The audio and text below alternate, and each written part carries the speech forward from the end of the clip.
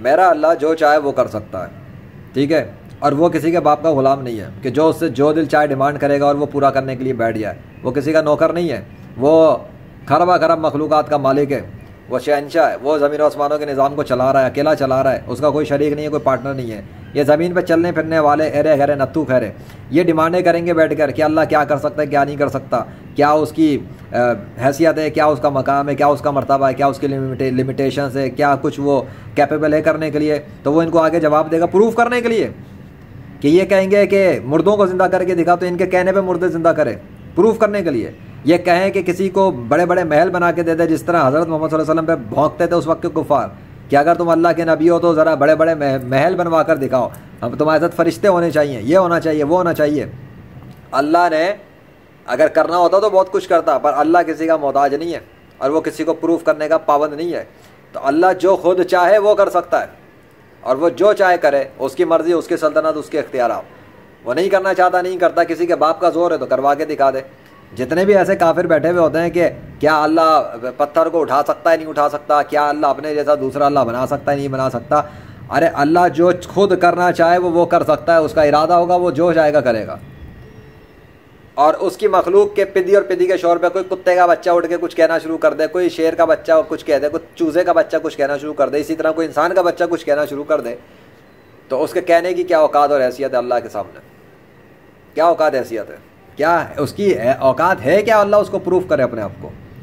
پہلے خود کو اس کیلیبر پہ تو لے کر آئے، وہ اللہ کا اتنا فرما بردار تو بنائے، اللہ کا اتنا چہیتا تو بنا لے، اللہ کے اتنے قریب تو کر لے خود کو اپنے اچھے عمل کر کے، کہ پھر وہ اللہ سے ریکویسٹ کرے، دعا کرے، فریاد کرے، دوستی کرے، باتیں کرے کوئی، تاکہ اللہ اس کی کوئی اس کے دل پہ مرہم بھی رکھے، اس کو کوئی اطمینان قلب بھی دلائے۔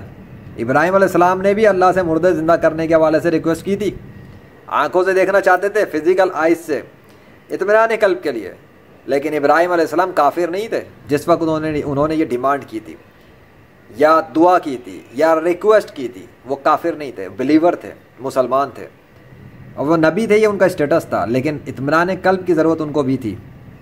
بات سمجھ میں آ گئی؟ اتنی سمجھ میں آتی ہے؟ اللہ نے پھر جو کرنا چاہا اللہ نے وہ کیا۔